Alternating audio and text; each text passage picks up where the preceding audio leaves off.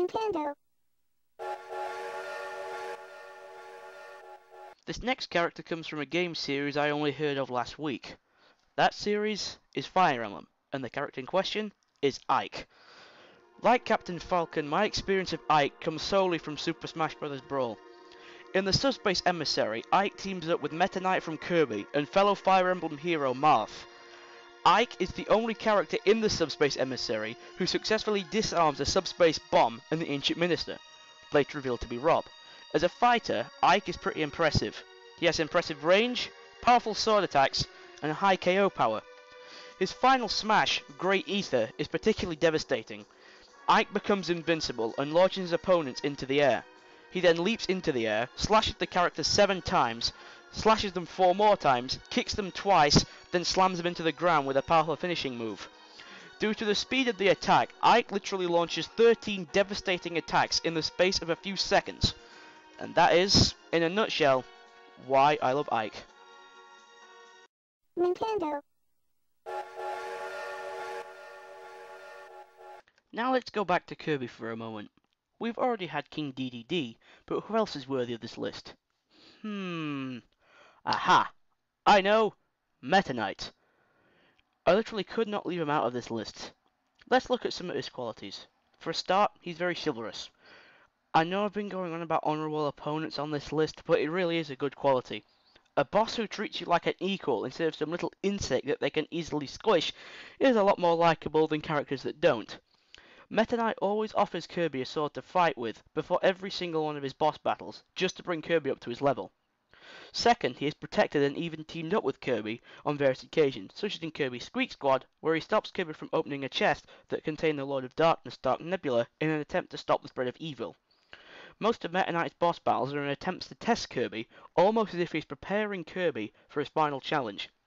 What really made me place Meta Knight on this list is his role in the Meta Knightmare Ultra game mode of Kirby Superstar Ultra. In this game, Meta Knight challenges and defeats the strongest warrior in the universe, Galactica Knight, just so he could be called the strongest warrior. To sum him up, Meta Knight is an honourable fighter who has a strong sense of justice and will stop at nothing to be called the best warrior in the universe. Nintendo. Now it's time for our first Mario character, Professor E. Gadd. Gadd has only really been featured in 3 games, with brief cameos in the Mario Party series and Super Mario Sunshine. Gadd is a staple character in 2 out of the 3 games he has appeared in. Gadd's main appearance in Luigi's Mansion is the one that everyone remembers. After saving Luigi from a ghost, Gadd gives him his inventions, the Poltergust 3000 and the Game Boy Horror, and then assists Luigi in his attempt to save Mario by defeating all the portrait ghosts, such as Boo Lossus and Vincent Van Gogh, and ultimately King Boo. Gadd then doesn't have a main role in the game until Mario and Luigi partners in time. This time, Gadd has built a time machine to allow Princess Peach and her 2 Toad aides, Toadiko and Toadbert, to travel to the Mushroom Kingdom of the past. Due to the events at Thwomp Volcano in the past, the Mario Bros, along with the Baby Bros, end up changing history, allowing Gadd to develop the machine that would ultimately lead to the defeat of the remaining Shroops and clearing up the destruction they left behind. I don't know about you, but I think that Professor E. Gadd definitely needs to be included in more games in the future. Nintendo. This next entry is yet another Pokemon character. Before you all start moaning, shut up. This is my video. If you don't like the amount of Pokemon characters, then don't watch anymore. This next entry is 4 characters that have been described as a Team Rocket of Pokemon Ranger. None other than the Golrock Quads. Don't know who they are? Fine, I'll tell you.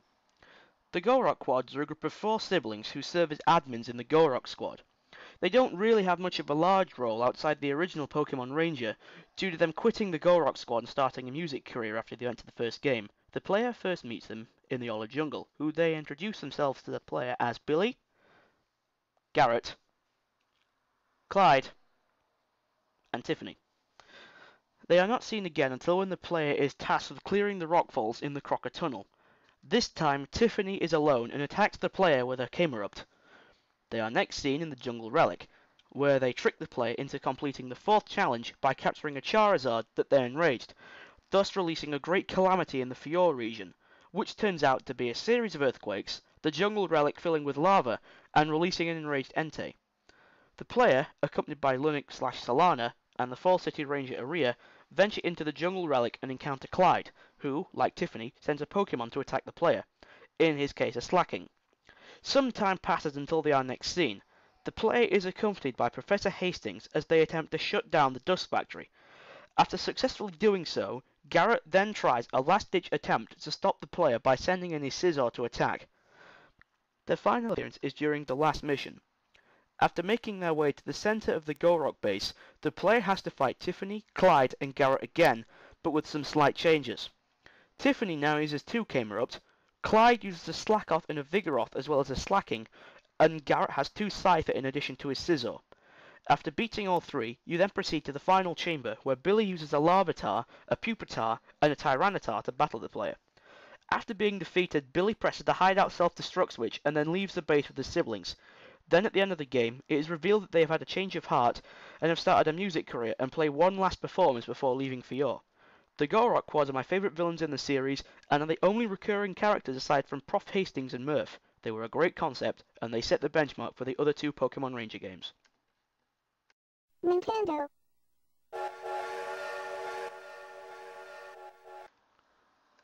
Now to go back to Metroid and look at one of the most recurring villains in the series, Ridley. Now, Ridley is not what I expected the leader of the Space Pirates to be like. For starters, he's a freaking pterodactyl. He also has a love of causing death and destruction, and has a violent disposition. He also has great durability and survival skills, as no matter how many times Samus has defeated him, he will always return to do battle with her again. After one such defeat, Ridley is rebuilt using Space Pirate technology and returns as Meta Ridley. As Meta Ridley, he possessed enhanced offensive capabilities, armor plating, more powerful weaponry, and greater mobility and strength. He later fuses with Phazon and becomes Omega Ridley, with even greater power than before. It is then revealed in Metroid Other M that Ridley has had a greater involvement in Samus's past than originally believed. It is revealed that he was responsible for the destruction of Samus's home, K2L, and the death of her parents, clearly showing how the hatred between these 2 characters got started. Ridley, along with a few other characters on this list, is one of the characters that I think should be included in Super Smash Bros. 4.